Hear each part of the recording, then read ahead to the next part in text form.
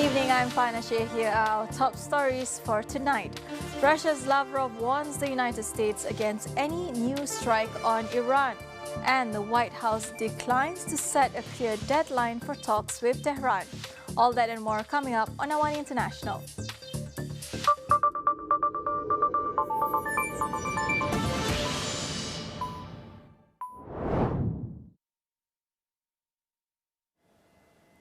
Russia issues a stark warning over the prospect of further United States strikes on Iran, cautioning that any new military action carries serious consequences. Foreign Minister Sergei Lavrov says previous strikes on Iranian nuclear facilities have already created what he describes as real risk of a nuclear incident. Speaking in an interview with the Saudi broadcaster Al Arabiya, he said rising tensions would be dangerous and could undo recent diplomatic progress, including the restoration of ties between Iran and Saudi Arabia. He added that regional governments have delivered clear messages to Washington calling for a negotiated settlement. Such an agreement, he said, should respect Iran's lawful rights while ensuring that its nuclear program remains strictly peaceful. The United States continues to insist that Iran abandon its nuclear program altogether, a demand that Tehran firmly rejects as it insists it is not pursuing nuclear weapons. The White House declines to set a deadline for the ongoing indirect nuclear talks with Iran. Press Secretary Caroline Leavitt says diplomacy remains President Donald Trump's preferred course of action, even as debate continues in Washington over the option of military strikes. She added that Tehran is expected to clarify its negotiating position within the coming weeks. Meanwhile, Vice President J.D. Vance has indicated that the discussions have produced some encouraging developments, though he made clear that key American red lines have yet to be satisfied. At the same time, the military posture in the region is shifting. The USS Gerald R. Ford, accompanied by its escort vessels, is reportedly crossing the Atlantic towards the Strait of Gibraltar, marking the second United States carrier strike group positioned near Iran. Israel has also elevated its alert level, with officials there assess that hostilities could erupt in the near term and are preparing for the possibility of a prolonged confrontation. That's the headline for tonight. We'll be right back after the break.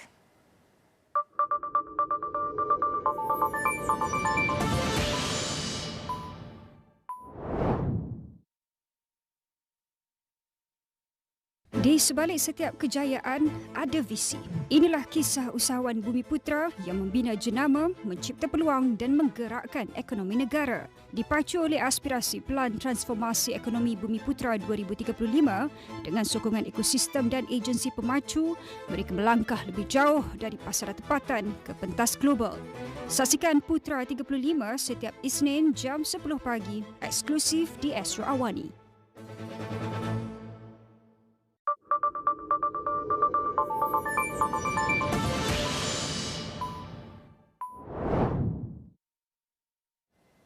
Welcome back. Indonesian and American companies signed agreements worth $38.4 billion ahead of President Prabowo Subianto's meeting with U.S. President Donald Trump in Washington. The agreements form part of a broader U.S.-Indonesia trade arrangement and aim to help narrow Indonesia's trade surplus with the United States. In total, 11 agreements were concluded, spanning key sectors including mining, energy, agribusiness, textiles, furniture, and technology. Prabowo has made clear that Indonesia is seeking reliable, long-term partners to support its modernization drive and accelerate industrial development. He also voiced confidence in the sustained growth of bilateral ties. The $38.4 billion figure significantly surpasses an earlier projection of just over $7 billion from the US-ASEAN Business Council.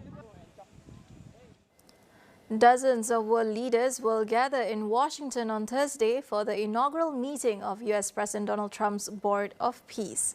Trump is expected to outline pledges of more than $5 billion for Gaza as the territory struggles with a deepening humanitarian crisis following the war with Israel.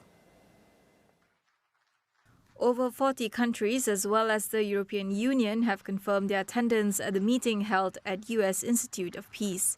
Several countries, including Germany, Italy, Norway and Switzerland, are expected to attend as observers, despite not formally joining the board. However, some long-time U.S. allies, including France and Canada, will not participate, and the Vatican has also recently declined to join, dealing a blow to the initiative. Trump claims board members have also committed thousands of personnel to an international stabilization and policing force for Gaza. Indonesia has emerged as a key potential contributor, saying it is ready to deploy up to 8,000 troops if the force is approved. The board is part of Trump's 20-point peace plan for Gaza, but major questions remain, including the disarmament of Hamas, the scale of reconstruction funding, and the flow of humanitarian aid, likely to test the body's credibility in the months ahead. A report by the Committee to Protect Journalists says dozens of Palestinian journalists were abused after being detained by Israel during the two-year Gaza war. The US-based group collected 59 testimonies from media workers arrested since October 7, 2023. All but one reported mistreatment. Around 80% were held under administrative detention without charges, with some detained for more than 2 years without due process. CPJ says as of Thursday, 30 journalists still remain in Israeli custody. The report also describes allegations of sexual, physical and psychological violence. They range from beatings, electric shocks, stress positions, as well as threats against family members and denial of medical care. Israel has long faced accusations of abuse against Palestinian detainees, including torture and rape at the notorious Sderot facility. Many journalists, including Palestinians, have also been killed during the two-year war, with the United Nations reporting more than 200 deaths.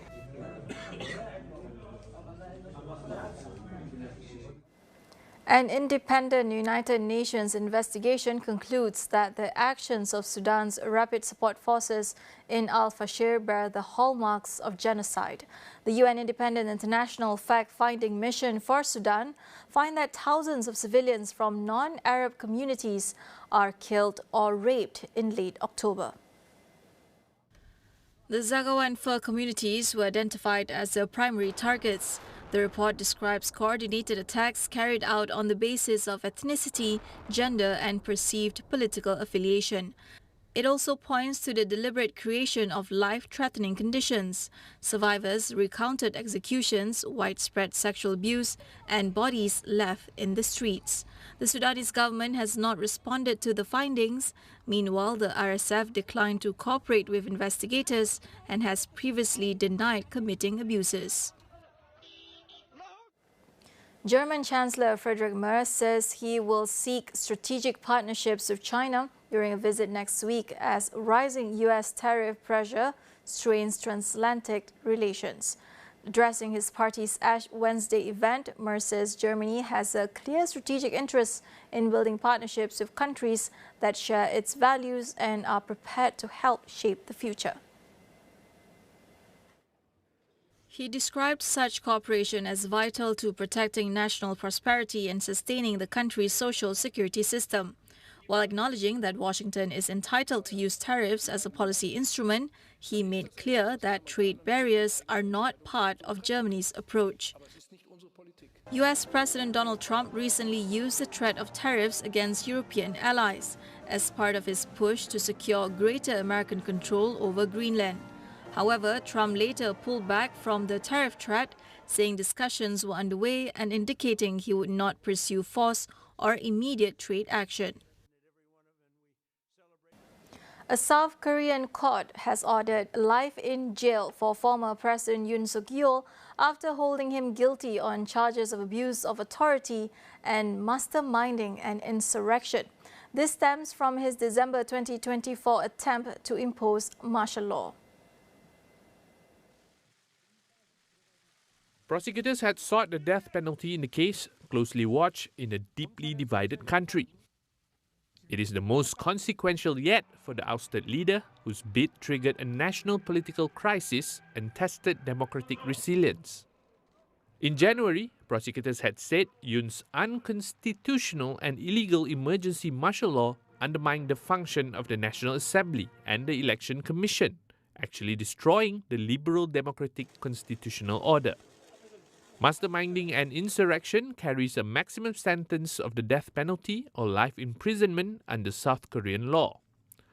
South Korea last handed down a death sentence in 2016, but has not executed anyone since 1997. The Trump administration has given immigration officers broader powers to detain legal refugees waiting for green cards so they can be revetted. Officials say the measure aligns post-arrival screening with other immigration procedures and is intended to promote public safety.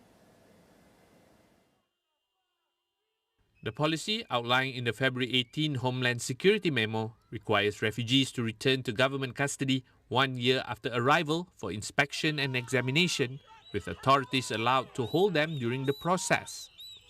The rule marks a shift from a 2010 policy that said failure to obtain permanent residency was not grounds for detention. The move comes as the administration expands its immigration crackdown, with the number of people in ICE detention rising to about 68,000, up roughly 75% since last year.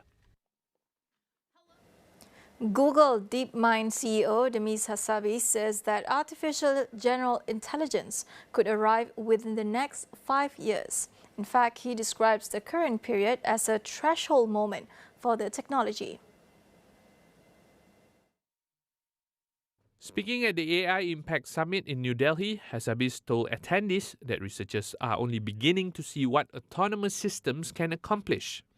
The co-founder said he aims to apply AI to advance scientific research, medicine, and climate change solutions.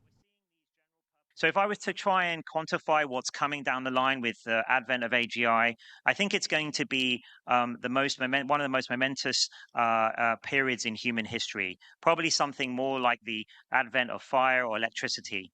One way maybe we can quantify that is, I think it's going to be something like 10 times the impact of the Industrial Revolution, but happening at 10 times the speed, probably unfolding in a matter of a decade rather than a century.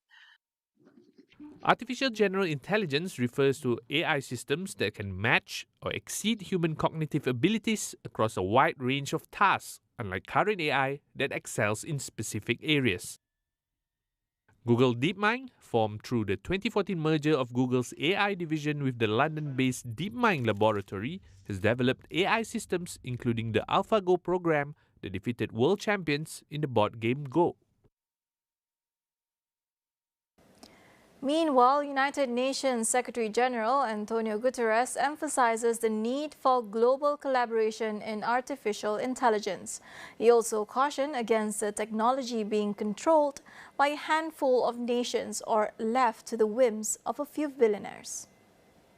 Your discussions here will culminate in the global dialogue.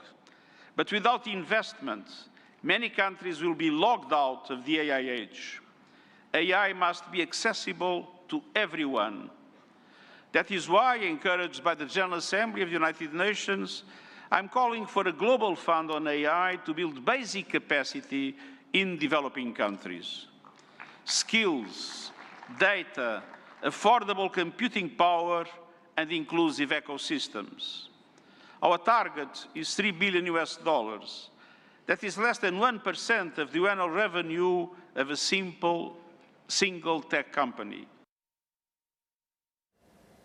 That concludes AWANI International for tonight. Stay with us as we track the strategies and power shifts shaping the new global order.